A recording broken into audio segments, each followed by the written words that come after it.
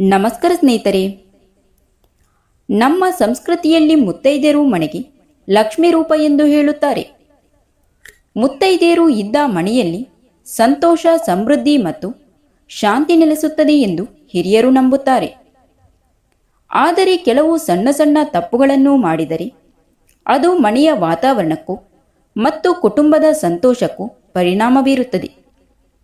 ಆದ್ದರಿಂದ ಈ ವಿಡಿಯೋದಲ್ಲಿ ಮುತ್ತೈದೆಯರು ಮರೆತು ಕೂಡ ಮಾಡಬಾರದ 20 ತಪ್ಪುಗಳನ್ನು ನೋಡೋಣ.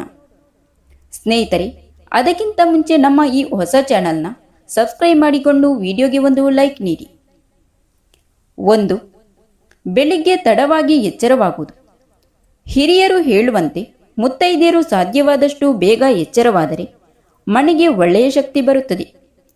ತಡವಾಗಿ ಎದ್ದರೆ ಮನೆಯ ಕೆಲಸಗಳು ತಡವಾಗುತ್ತದೆ ಮತ್ತು ದಿನವು ಅಸಮಾಧಾನದಿಂದ ಆರಂಭವಾಗುತ್ತದೆ.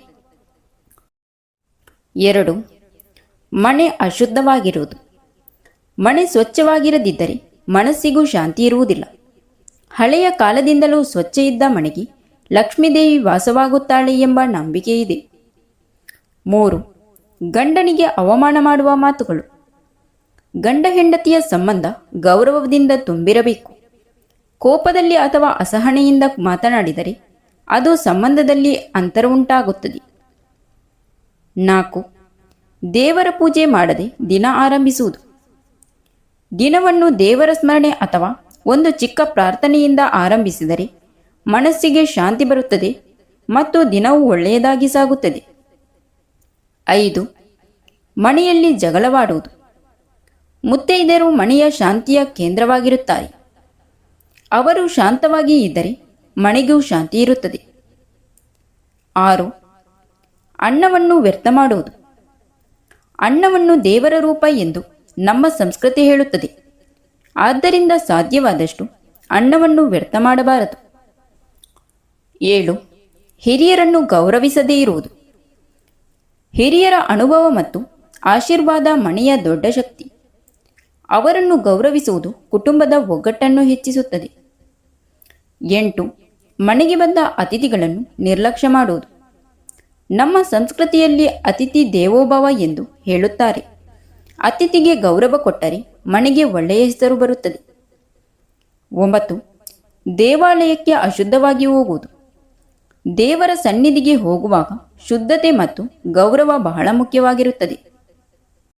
10. ಮನೆಯ ವಿಷಯವನ್ನು ಎಲ್ಲರಿಗೂ ಹೇಳುವುದು. ಮನೆಯ ವಿಷಯ ಹೊರಗೆ ಹೋದರೆ ಅನಗತ್ಯ ಸಮಸ್ಯೆಗಳು ಬರಬಹುದು. ಈ ತಪ್ಪನ್ನೆಂದಿಗೂ ಮಾಡಬಾರದು. 11. ಸದಾ ಕೋಪದಿಂದ ಇರುವುದು. ಕೋಪದಿಂದ ಮಾತನಾಡಿದರೆ ಮನೆಯಲ್ಲೂ ಒತ್ತಡ ಹೆಚ್ಚಾಗುತ್ತದೆ. 12. ಮಕ್ಕಳ ಮುಂದೆ ಜಗಳ. ಮಕ್ಕಳು ದೊಡ್ಡವರನ್ನು ನೋಡಿ ಕಲಿಯುತ್ತಾರೆ. ಆದ್ದರಿಂದ ಅವರ ಮುಂದೆ ಶಾಂತವಾಗಿ ವರ್ತಿಸುವುದು ಉತ್ತಮ. 13. ಸದಾ ನಕಾರಾತ್ಮಕ ಮಾತುಗಳು. ಮಾತುಗಳು ಮನೆಯ ವಾತಾವರಣವನ್ನು ರೂಪಿಸುತ್ತದೆ. ಒಳ್ಳೆಯ ಮಾತುಗಳು ಸಂತೋಷವನ್ನು ಹೆಚ್ಚಿಸುತ್ತದೆ. 14. ದೇವರ ವಸ್ತುಗಳನ್ನು ಗೌರವಿಸದೇ ಇರುವುದು. ಪೂಜೆ ಸಾಮಗ್ರಿ, ಪ್ರಸಾದ ಇವುಗಳನ್ನು ಸದಾ ಗೌರವದಿಂದ ನೋಡಬೇಕು. 15. ಅತಿಯಾಗಿ ಅಸೂಯೆ ಮಾಡುವುದು. ಇತರರೊಂದಿಗೆ ಹೋಲಿಕೆ ಮಾಡಿದರೆ ಮನಸ್ಸಿಗೆ ಶಾಂತಿ ಇರುವುದಿಲ್ಲ. 16. ಗಂಡನ ಪ್ರಯತ್ನಗಳನ್ನು ತಿರಸ್ಕರಿಸುವುದು. ಸಹಕಾರ ಮತ್ತು ಪ್ರೋತ್ಸಾಹ ಇದ್ದರೆ ಕುಟುಂಬ ಬಲವಾಗಿರುತ್ತದೆ. 17. ಮನೆಯ ಹಣವನ್ನು ಯೋಚನೆ ಇಲ್ಲದೆ ಖರ್ಚು ಮಾಡುವುದು. ಆರ್ಥಿಕ ಜಾಣ್ಮೆ ಕುಟುಂಬದ ಭವಿಷ್ಯಕ್ಕೆ ಬಹಳ ಮುಖ್ಯ. 18. ಆರೋಗ್ಯವನ್ನು ಕೆಡಿಸುವುದು.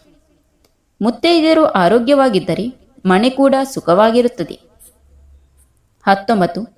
ಸದಾ ದುಃಖದಲ್ಲಿ ಮುಳುಗಿರುವುದು. ಜೀವನದಲ್ಲಿ ಸಮಸ್ಯೆಗಳು ಇದ್ದರೂ ಧೈರ್ಯ ಮತ್ತು ನಂಬಿಕೆ ಇರಬೇಕು. 20. ದೇವರನ್ನು ಮರೆತು ಬದುಕುವುದು. ದೇವರ ಸ್ಮರಣೆ ಮನಸ್ಸಿಗೆ ಧೈರ್ಯ ಮತ್ತು ಶಾಂತಿ ನೀಡುತ್ತದೆ. ಸ್ನೇಹಿತರೆ, ಈ ವಿಷಯಗಳು ಕೇವಲ ನಿಯಮಗಳಲ್ಲ. ಇವು ಮನೆಯ ಶಾಂತಿ ಮತ್ತು ಸಂತೋಷವನ್ನು ಕಾಪಾಡುವ ಸಣ್ಣ ಸಣ್ಣ ಮಾರ್ಗಗಳು. ಈ ವಿಷಯಗಳನ್ನು ಗಮನದಲ್ಲಿಟ್ಟುಕೊಂಡರೆ ಕುಟುಂಬ ಜೀವನ ಇನ್ನಷ್ಟು ಸುಖಕರವಾಗಿರಬಹುದು.